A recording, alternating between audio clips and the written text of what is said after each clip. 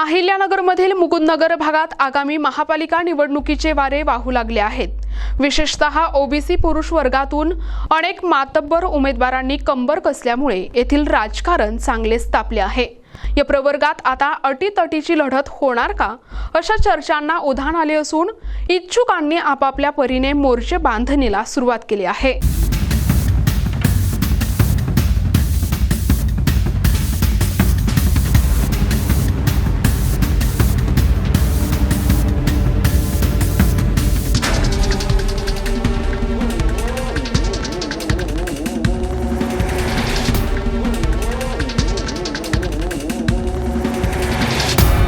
येथील राजकीय रिंगणात माजी नगरसेवक फैयाज शेख केबलवाला यांचे नाव आघाडीवर आहे। त्यांचे गेल्या 30 वर्षांपासून समाजसेवेचे काम सुरू असून त्यांनी यापूर्वी 5 वर्षे महापालिकेत प्रभागाचे प्रतिनिधित्व केले आहे।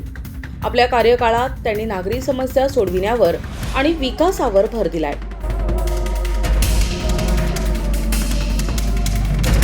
दुसरीकडे माजी नगरसेवक मुदस्सर शेख यांनीही त्या भागाचे प्रतिनिधित्व केलेले असून त्यांचा मोठा जनसंपर्क पाहता तेही पुन्हा मैदानात उतरणार आहेत।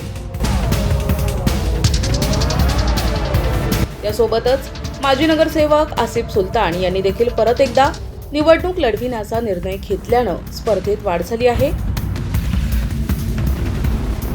समाजसेवक सादिक शेख सध्या प्रभागात सक्रिय झाले असून त्यांनी मतदारांच्या भेटीगाठी घेण्यास सुरुवात केली आहे।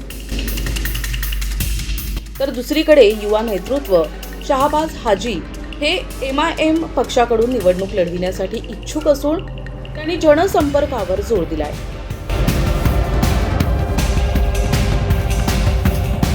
सद्यस्थितीत हे 5 उमेदवार रिंगणात दिसत असले तरी येणाऱ्या काळात अजून कोण उडी घेणार याकडे सर्वांचे लक्ष लागले आहे।